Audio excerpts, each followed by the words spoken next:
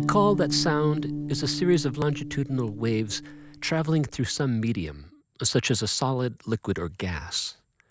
As defined earlier, pitch is our subjective sense of sound frequency. We detect a low frequency as a low pitch and a higher frequency as a higher pitch. Ears certainly help, but for low frequencies, your body is also sensitive to pitch, from your toes to your head. And that's why a live concert or loudspeakers provide a far better listening experience than headphones or earbuds. Musicians give 7-letter names, A through G, to particular frequencies or pitches. The standard definition is A equals 440 hertz. Any multiple of that frequency, such as 220, 440, 880, or 1760 hertz, is also called an A. And you'll detect it as sounding very much the same, but with the low A's sounding heavier and the higher ones sounding lighter.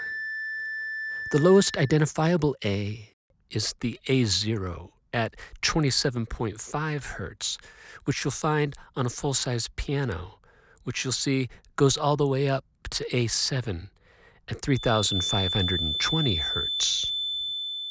Going from one note to the next higher same note is called an octave, which means you've jumped by 8 notes total. A to B to C to D to E to F to G and back to A. And here's where it gets interesting.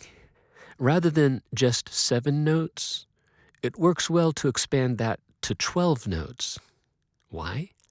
Well, it gives you a lot more room for creativity.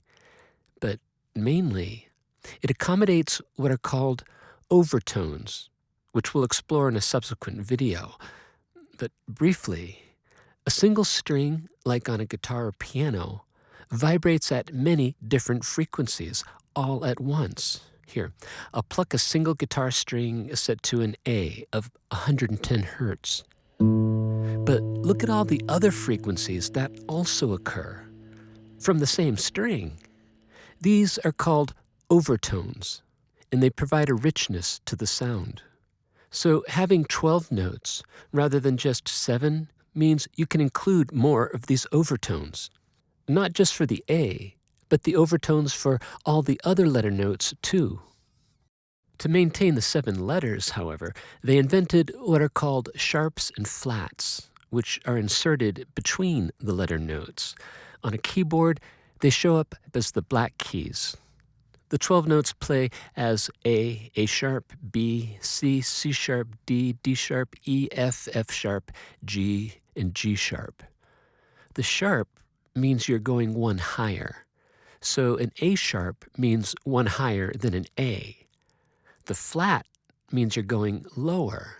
So a B flat is one lower than a B, which means, of course, that an A sharp and a B flat, they're the same thing. And you'll eventually come to notice that there's no such thing as a B sharp or a C flat, nor is there an E sharp or an F flat. Why not? Well, let's just say it matches the reality of how strings vibrate with all their overtones. And guess what? The next naturally occurring and nice-sounding overtone above a B is a C. As an added benefit, having 12 notes aligned nicely to overtones means you can have different scales. What's a scale? A scale is a series of notes that sounds good when played in sequence. Remember I played the octave A through A? It sounded like this. 1, 2, 3, 4, 5, 6, 7, 8. Yeah, that's through an octave. Listen to what it sounds like when I invoke the proper black keys with sharps.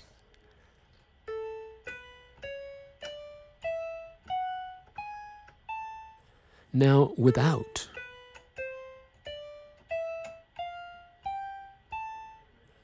With the sharps, the octave sounds a lot better, doesn't it? Because the notes you're hearing in that scale are all overtones of an A. They're overtones of a string vibrating at 110 hertz. And so we call it the key of A. These are the notes in the key of A. Stick to those notes, and you'll sound like you know what you're doing, which is playing with the overtones of a particular note. Of course, there's much more to explore when it comes to music, but understanding the ideas of pitch, aka perceived frequency, notes, as denoted by letters, sharps, flats, overtones, scales, and keys, is a great beginning. Good energy